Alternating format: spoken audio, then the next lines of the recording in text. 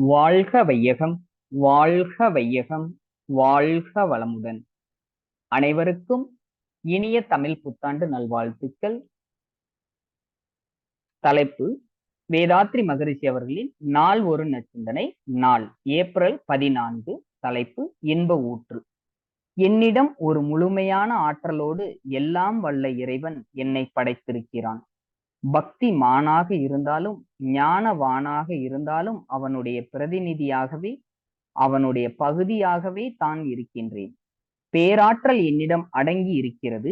இதை கொண்டு என்னென்ன நலம் செய்து கொள்ள வேண்டுமோ அதை நானே விளைவித்துக் கொள்வேன்.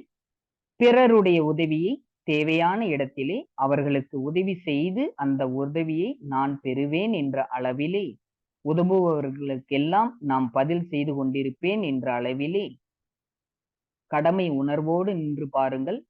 பெரிய சக்தி வாய்ந்த ஒரு ஆற்றல் உங்களிடம் பெருகிவிடும். தினந்தோறும் அதை பயன்படுத்துங்கள்.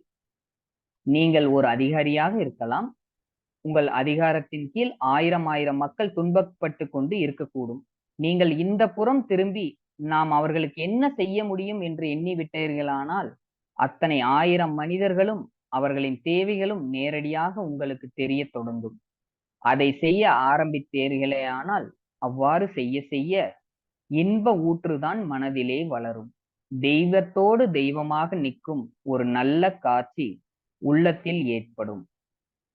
அருட்தந்தை வாழ்க வளமுடன். உங்களுக்கும் உங்கள் அன்பு குடும்பத்தார் அனைவருக்கும் இனிய தமிழ் புத்தாண்டு நல்வாழ்த்துக்களை கூறி அனைவருக்கும் வாழ்க வளமுடன் என அன்புடன் வாழ்த்துகிறோம்.